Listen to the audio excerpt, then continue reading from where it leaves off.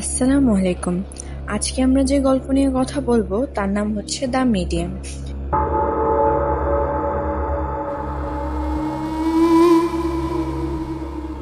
শুরুতে আমাদের নিম নামের একজন সামানের ন্যারেশন দেখানো হয়।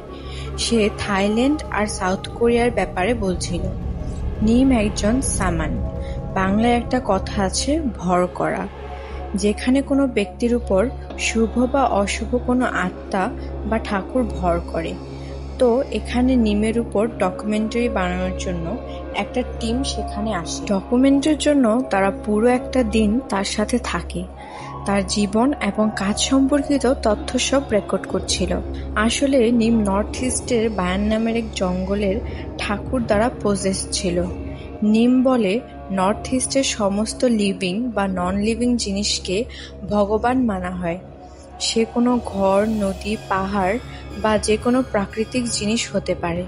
সেখানে লোকেরা এদের পূজা করত আর তাদের প্রতি কোনো জিনিস অফারিং করত। নিম বলে দেবতা ভালো এবং খারাপ দুই রকমের হয়। ভালো দেবতা তাদের ভালো স্বাস্থ্য ও ধন সম্পত্তি দেয়, আর অপদেবতা তাদের রোগ কষ্ট দেয়। এবার নিম নিজের মধ্যের বায়ান স্পিরিটের সম্বন্ধে বলে। সে একজন ভালো দেবতা যে এই গ্রামকে রক্ষা করে। গ্রামবাসীরাও তাকে মন প্রাণ দিয়ে পূজা করে।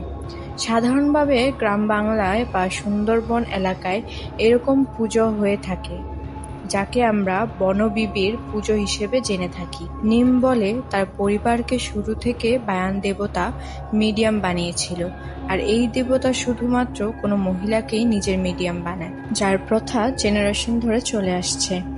নিম বলে প্রথমে তার ঠাকুমাকে বায়ান দেবতা পজেস্ট করেছিল, এরপর তার মা এবং অবশেষে নিমের বোন নয়কে চুজ করেছিল। কিন্তু তার অসম্মতি থাকায় নিমকে সে চুজ করে। নিম বলে তার পরিবার গ্রামের পজেসড লোকদের হেল্প করত বা কখনো রোগ নিরাময়ের ক্ষেত্রেও হেল্প করে থাকত। কিন্তু নিম সুপারন্যাচুরাল বা পজেশন যুক্ত কেস হ্যান্ডেল করত, আর এটা অনেক সময় ধরে চলে আসছিল। নিম বলে নয়ের পরিবারের সবাই কোনো না কোনো কারণে অল্প বয়সেই মারা গেছে। যেমন তার ঠাকুরদাকে কিছু লোক কোনো অজানা কারণে মেরে ফেলেছিল। তার বাবার কোম্পানি দেউলিয়া হয়ে যাওয়ার কারণে আত্মহত্যা করে এবং নয়ের ছেলে বাইক অ্যাক্সিডেন্টে মারা যায়। পরিবারের শুধু তার মেয়ে মিঙ্ক, বড় ভাই মানিক এবং তার বউ সহ বাচ্চা বেঁচে ছিল। ফিউনারেলের দিন নিম মিঙ্কের ব্যবহারে পরিবর্তন দেখলে তার ব্যাপারে বাকিদের জিজ্ঞেস করে।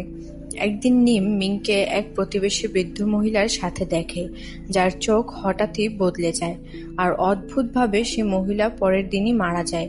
নিম মিংকের ঘরে খোঁজাখুঁজি করলে সেখান থেকে স্পিরিটকে দূরে রাখার একটা জিনিস দেখতে পায়। সেটা সম্বন্ধে জিজ্ঞেস করলে মিং বেশি কিছু বলে না, উল্টো আরো প্রশ্ন করলে রেগে যায়। এদিকে ডকুমেন্টারির লোকেরা মিংকের সাথে ভিডিও বানাতে ইন্টারেস্ট দেখায়। মিঙ্ক বলে কিছুদিন ধরে তার সাথে অদ্ভুত কিছু হচ্ছে, সে জানে না এসবের কারণ কি। হয়তো বায়ান দেবতা তাকে নিজের মিডিয়াম বানাতে চাইছে। এবার মিঙ্কের ইন্টারভিউ নিলে জানা যায় যে সে একটা জব কনসালটেন্ট কোম্পানিতে কাজ করে এবং তার কাজ বেশ ভালোই চলছিল। মিংকে তার আন্টি নিমের পাওয়ার বা সামানের ব্যাপারে জিজ্ঞেস করলে বলে সে এই রকম কোনো কিছুতে বিশ্বাস করে না। পরের সিনে আমরা দেখি মিং যখন তখন নিজের উপর থেকে কন্ট্রোল হারিয়ে ফেলে এবং উইয়ার্ড কাজ করে ফেলে। এই সুযোগ নিয়ে ক্যামেরাম্যান মিংকে সব জায়গায় ফলো করতে শুরু করে।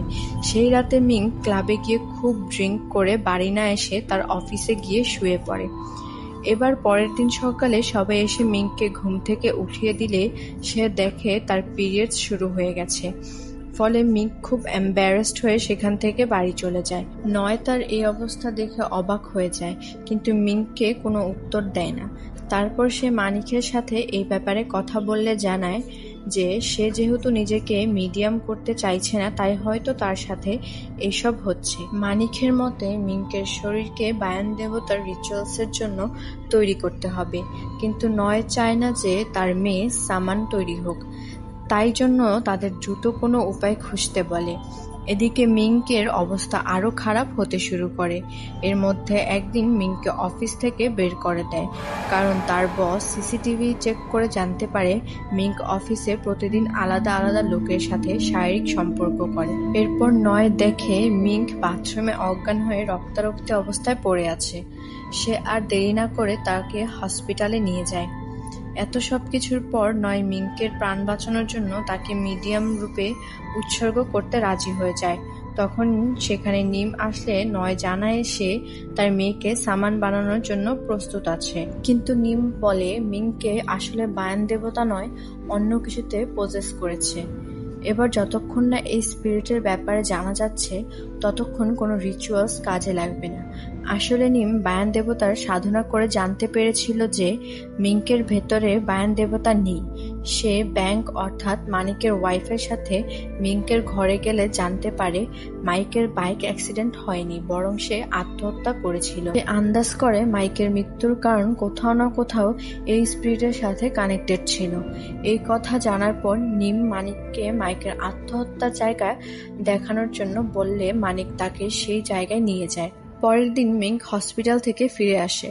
অন্যদিকে মাইকের মৃত্যুর জায়গায় নিম মাইকের আত্মার সাথে কন্ট্যাক্ট করার চেষ্টা করলেও কোনো লাভ হয় না। এদিকে নয় বলছিল নিম যদি রিচুয়ালস না করে তাহলে এই রিচুয়াল সে নিজেই করবে। নয় মিংকে নিয়ে সেরিমনির জন্য যায়, কিন্তু তখনই সেখানে নিম এসে সবকিছু থামিয়ে দিয়ে বলে রিচুয়ালস করলে বায়ান দেবতা তাকে অভিশাপ দেবে, বরং সে নিজের উপায়ে মিংকে ঠিক করবে। এর মধ্যে মিংক নয় এর উপর অ্যাটাক করলে অজ্ঞান হয়ে যায়, আর মিং সেখান থেকে পালিয়ে যায়। নিম তার পেছনে গেলে হঠাৎ করে এসে উধাও হয়ে যায়। রাত পর্যন্ত খোঁজার পরেও তাকে কোথাও পাওয়া যায় না। অন্যদিকে নয়ের হসপিটালে জ্ঞান ফিরলে সে নিমকে রিকোয়েস্ট করে তার মেয়েকে বাঁচানোর জন্য। নিম নয়কে নিয়ে বায়ান দেবতার মন্দিরে যায় পূজা করার জন্য, কারণ নয় যেহেতু খ্রিস্টান হয়ে গেছিল তাই তার মেয়েকে ঠিক করার আগে বায়ান দেবতার উপর বিশ্বাস আনা খুব জরুরি। এবার নিম মাইকের আত্মহত্যার জায়গায় রিচুয়ালস করার সিদ্ধান্ত নেয়। সেখানে রিচুয়ালসের পর একটা ডিম ফাটালে তার মধ্যে থেকে কালো রঙের তরল বেরিয়ে আসে, আর তখনই মিংক কোথায় আছে সেটা জানতে পেরে যায়। এমনকি নিম এটাও জানতে পারে যে মাইক মিংকে পজেস করেনি। এরপর নিম একটা বিল্ডিংয়ে গেলে মিংকে বিধ্বস্ত অবস্থায় উদ্ধার করে। সে আর দেরি না করে দ্রুত হসপিটালে পৌঁছে যায়। এইসবের পর নিম বায়ান দেবতার মন্দিরে গেলে সেখানে বায়ান দেবতার মূর্তির মাথা ভেঙে পড়ে থাকতে দেখলে সে কান্নায় ভেঙে পড়ে। নিম বাড়ি ফিরে মিংকে জিজ্ঞাসা করে তার মধ্যে কার আত্মা আছে। মিংক ডেভিল স্মাইল দিয়ে বলে সেটা তুমি নিজেই খুঁজে নাও। এটা বলার পরে সে আউট অফ কন্ট্রোল হয়ে যায় আর ডেমনিক ভয়েসে কথা বলতে শুরু করে। নিম কোনো রকমে তাকে বেঁধে নিয়ে জানায় সে এক্সরসিজম করতে পারবে না, এর জন্য তাদের কোনো লোকাল পুরোহিতের দরকার। এরপর মিংকে লোকাল পুরোহিতের কাছে নিয়ে যাওয়া হয়। তার উপর কিছু রিচুয়ালস করলে পুরোহিত বলে মিংকে একজন স্পিরিট নয় বরং একাধিক স্পিরিট প্রসেস করেছে। নয় জিজ্ঞেস করে স্পিরিটটা তার মেয়েকেই কেন মিডিয়াম বানাচ্ছে। এবার এখানে রিভিল হয় আসল রহস্য। পুরোহিত বলে তাদের পূর্বপুরুষরা অনেক মানুষকে নিজেদের দাসত্ব করাতো, আর অনেক সময় বিনা কারণে তাদের কয়েকজনকে মেরেও ফেলেছিল। তাদের মধ্যে একজন ওই সময় তাদের অভিশাপ দিয়ে যায়, যার ফলে তাদের পুরুষদের অসময়ে মৃত্যু হয়, আর এই স্পিরিটটাই মিংকে পজেস করেছে। পুরোহিত তাদের সেই জায়গায় সেরেমনি করতে বলে যেখানে নিম মিংকে উদ্ধার করেছিল। এদিকে নয় জানায় প্রতিদিন সকালে ঘরের জিনিসপত্র এদিক ওদিক ছড়িয়ে পড়ে থাকে, হয়তো রাতে মিংক এই কাজ করে। এরপর ঘরে ক্যামেরা লাগানো হয় দেখার জন্য, আর যেটা সন্দেহ সেটাই হয়।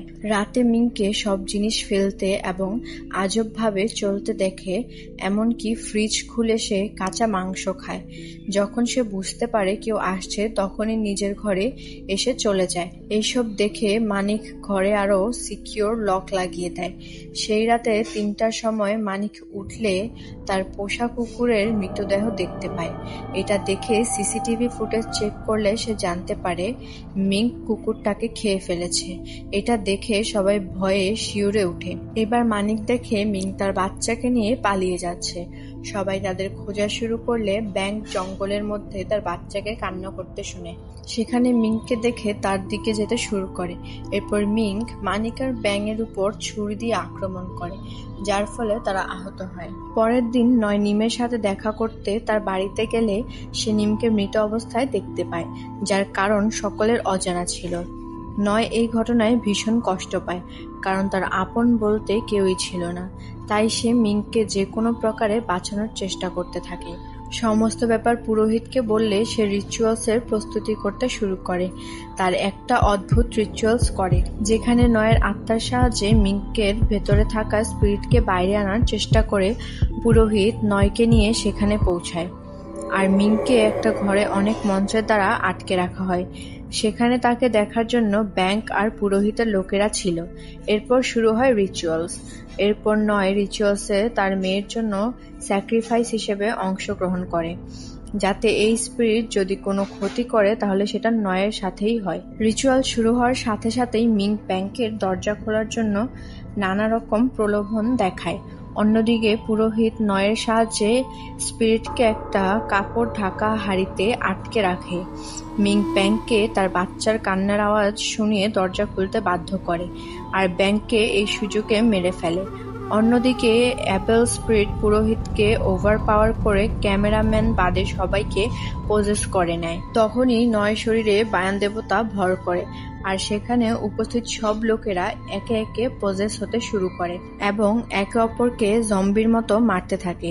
এরপর মিঙ্ক তার মা নয়ের উপর পেট্রোল ঢেলে জ্বালিয়ে মেরে ফেলে, আর অবশেষে ক্যামেরাম্যানকেও মেরে ফেলে।